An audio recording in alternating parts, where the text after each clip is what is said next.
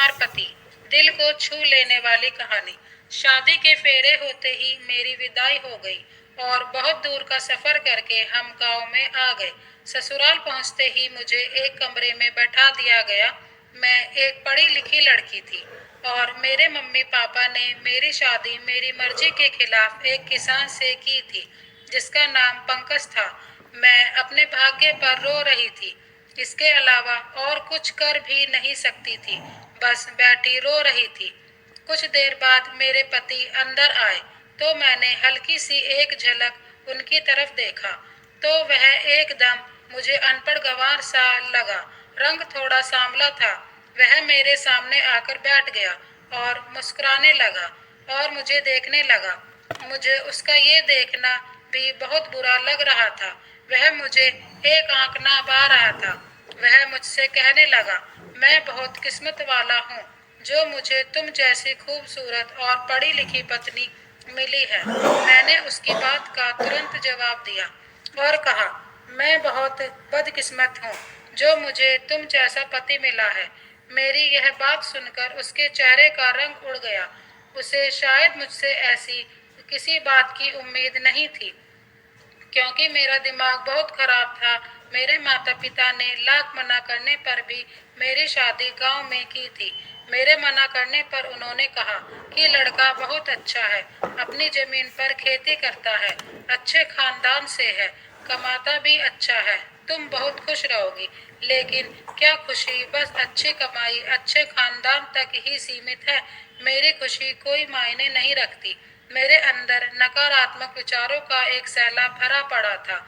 मेरे अंदर बहुत जलन थी। मेरे शब्द मेरे बस में नहीं थे। जी चाह रहा था कि अपने पति पंकज पर सारी भड़ास निकाल दूं। वह बोला, क्या हुआ स्नेहा, तुम ठीक तो हो? और यह क्या बोल रही हो? मैंने कहा कि मैं सही बोल रही हूँ। तुम्हारी औकात नहीं मेरे साथ रहने की। क्या तुम मेरे लायक हो? अगर तुम्हें ऐसा लगता है तो यह तुम्हारी बहुत बड़ी गलतफहमी है। जाओ पहले अपने आप को जाकर शीशे में देखो, फिर बात करना। ना तुम पढ़े लिखे हो और ना देखने में अच्छे लगते हो। मेरे मम्मी पापा को ना जाने तुम में क्या देखा जो मेरी जिंदगी खराब कर दी।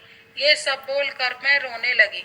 वह चुप होकर बैठ गया और बहुत मायूस भी हो गया। मैंने रोते हुए कहा, मैं किसी और से प्यार करती हूँ। मैं तुम्हारे साथ बिल्कुल भी नहीं रह सकती। मेरी यह बात सुनकर वह हक्का बक्का रह गया और बोला, स्नेहा, यह क्या बोल रही हो? होश में तो हो तुम? मैंने कहा, इसमें हैरान होने वाली कौन सी बात है? जिससे मैं प्यार करती हूँ वह 1000 गुना अच्छा है, स्मार्ट है, पढ़ा लिखा है। यह सुनकर उसकी आंखें नम हो गई और वह बाहर जाकर चला गया। मगर यह सच था, मैं एक लड़के से प्यार करती थी जो मेरे कॉलेज में ही था। कुछ दिन हम मिले, एक दूसरे से बातें करते करते कब हुआ पता ही नहीं चला। मैं अभी भी अपनी किस्मत पर रो रही थी।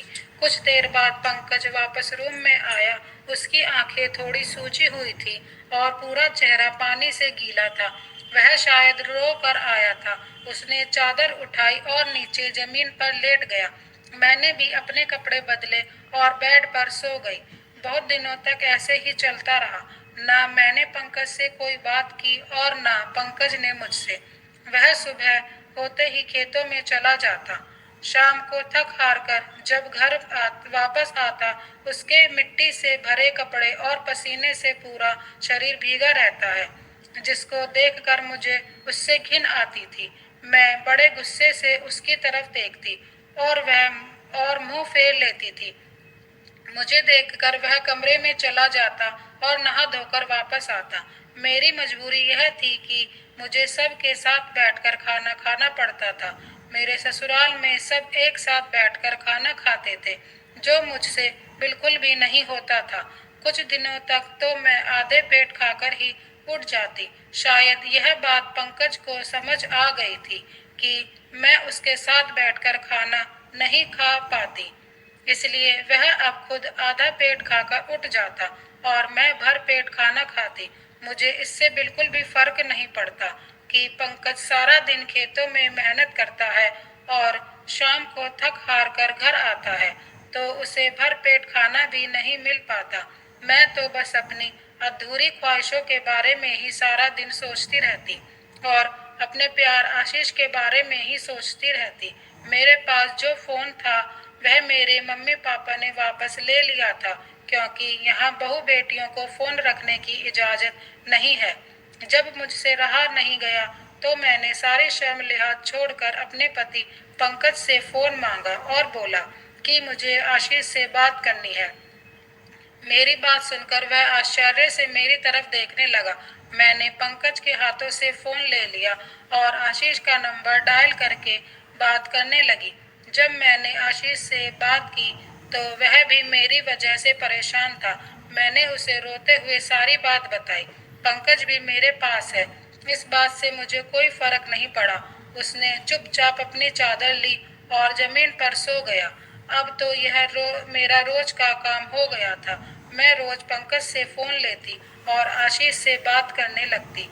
आशीष अभी भी मुझे अपनाने को तैयार था।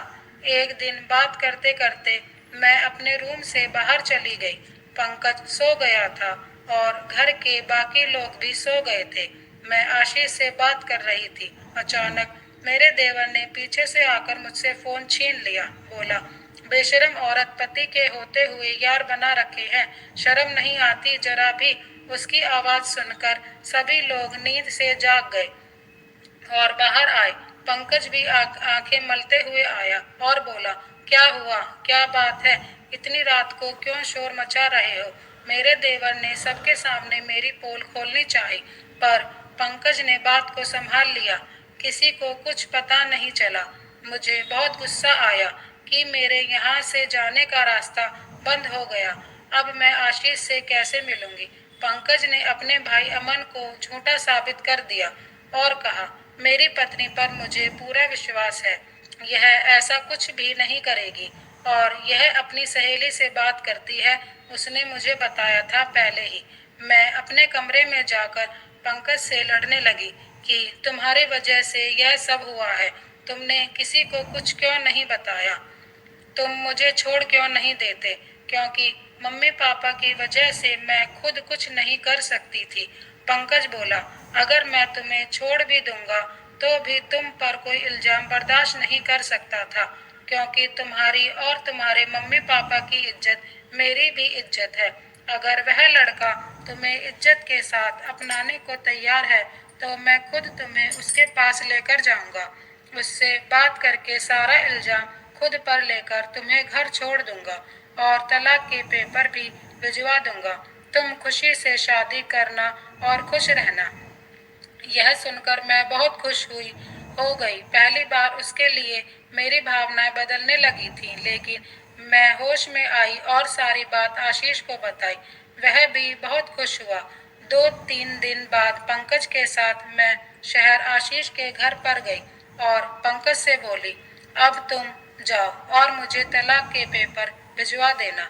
मेरा और तुम्हारा अब कोई रिश्ता नहीं। मैं आशीष से शादी कर लूंगी। पंकज वहां से चला गया। मैंने जैसे ही घर के अंदर कदम रखा, आशीष मुझे देखकर बहुत खुश हुआ।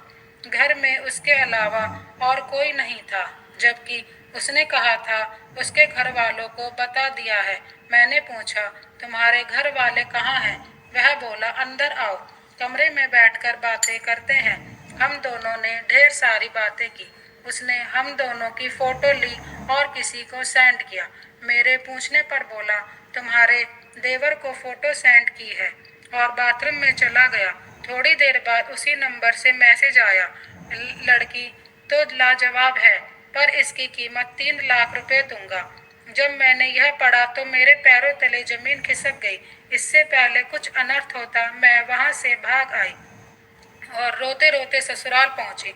मुझे देखकर पंकज चौंक गया और बोला, अब क्या हुआ? बोल तो दिया था तलाक के पेपर भिजवा दूंगा, अब यहाँ क्या लेने आई हो? मैंने उसको सारी बात बताई और वह कुछ नहीं बोला। मैं उसके सामने खुद को बहुत छोटा महसूस कर रही थी। थोड़ी देर बाद रात हो गई। वह हमेशा की तरह अपनी चादर बिछाकर नीचे सो गया, लेकिन आज मुझे नींद नहीं आई और मैं सारी रात रोती रही। पंकज के साथ जैसा व्यवहार मैंने किया था, मुझे खुद से नफरत हो रही थी। सुबह होने के बाद मैंने देखा पंकज अपने बिस्तर पर नहीं था। मैंने रात को ही मन बना लिया था कि पंकज से माफी मांगकर उसके साथ अपनी नई शुरुआत करूंगी। उससे ज्यादा प्यार मुझे कोई नहीं कर सकता था, क्योंकि व्यक्ति की असली खूबसूरती उसके अच्छे व्यवहार से होती है। और मेरा पंकज तो मुझे बहुत ही अच्छा था। शाम को जैसे ही पंकज खेतों से घर आया, मैंने उससे माफी मांगी। मैं बहुत रोई, लेकिन पंकज कुछ नहीं बोला। कुछ पेपर दिया और कहा, पढ़कर इन पर साइन कर देना। मैंने उससे कहा, मुझे तलाक नहीं चाहिए, मुझे माफ कर दो, मैं हमेशा तुम्हारे साथ रहना चाहती हूँ। लेकिन वह बिना कुछ बोले वहां से चला गया। मैं रोती रही, सोचा रात को फिर से माफी मांग लूंगी। और वह कुछ देर बाद कमरे में आए और अपनी चादर ओढ़कर सोने लगे। मैंने उन्हें रोका और बोली, आपकी जगह वहां नहीं है, आपकी जगह बेड पर है। और पंकज के पैरों में गिर कर रोने लगी। मुझे तलाक नहीं चाहिए, मुझसे गलती हो गई, चाहे तो तुम मुझे मारो डांटो, मैं कुछ नहीं कहूंगी। तब पंकज ने मुझे उठाया और बोले कि वह पेपर पढ़ लेती तो ऐसा नहीं होता। मैंने बेड पर रखे पेपर को उठाया। उसमें लिखा था कि पंकज ने अपनी जमीन को मेरे नाम से कर दिया है। यह देख मुझे झटका लगा कि कोई इतना अच्छा कैसे हो सकता है। मैंने पूछा, पंकज यह जमीन मेरे नाम पर क्यों कर रहे हो? वह बोले, कल शहर जा रहा हूँ, कुछ काम से, आकर सब बता दूंगा। एक हफ्ता हो चुका था। मैं बड़ी बेसब्री से पंकज का इंतजार कर रही थी, लेकिन वह नहीं आए। उनकी जगह उनका मृत शरीर घर आया। घर में मातम छा गया। मैं यह सब देखकर बेहोश हो गई। जब होश में आई तो जोर जोर से रोने लगी। उसके दोस्त ने बताया कि उसे कुछ महीने पहले ही पता चला कि वह गंभीर बीमारी से ग्रसित है, जिसका कोई इलाज नहीं। कोई बात तो थी जो उसे अंदर ही अंदर खाए जा रही थी। यह सब सुनकर मुझे झटका लगा। शायद यह मेरी वजह से हुआ था। कुछ दिनों बाद जब घर का माहौल शांत हुआ तो मेरी सास ने मुझे एक लेटर दिया और कहा, पंकज ने दिया था, मैं अपने दोस्त को तुम्हें देने के लिए। मैं उनसे बोली, मम्मी पंकज तो अनपढ़ था, फिर लेटर कैसे लिखा? मेरी सास ने मुझे बताया कि वह बहुत पढ़ा लिखा था, तुम्हें कभी नहीं बताया उसने। मैंने भी कभी जानने की कोशिश नहीं की थी। मैं भागकर अपने कमरे में गई और लेटर पढ़ने लगी। स्नेहा, जब मैंने शादी के दिन तुम्हें देखा, तुम दुल्हन बने बहुत सुंदर लग रही थी। तभी मुझे तुमसे प्यार हो गया था। और हाँ, मैं एक पढ़ा लिखा लड़का था, चाहता तो अच्छी नौकरी कर लेता, लेकिन मेरे पापा ने मुझे खेती करना सिखाया और उन्हीं खेतों में आखिरी सांस ली। और मुझसे वादा किया कि तुम इस जमीन को कभी बंजर नहीं होने दोगे, जिस वजह से मैं खेती करता था। जब तुमने शादी के रात मुझसे कहा कि तुम किसी और से प्यार करती हो, तो मैं पूरी तरह टूट गया और टेंशन के कारण मुझे यह बीमारी हो गई। जब मुझे पता लगा तो मैंने अपने हिस्से की जमीन तुम्हारे नाम कर दी, ताकि मेरे बाद तुम्हें कोई तकलीफ ना हो। और हाँ, अब तुम आजाद हो, जिसे चाहो शादी कर सकती हो। यह सब पढ़कर मैं बहुत रोई। मैंने अपने पति पंकज को हमेशा हमेशा के लिए खो दिया था, लेकिन आज भी मैं उसकी विधवा बनकर रह रही हूँ। यही मेरी सजा है। सीख, मैं उन सभी औरतों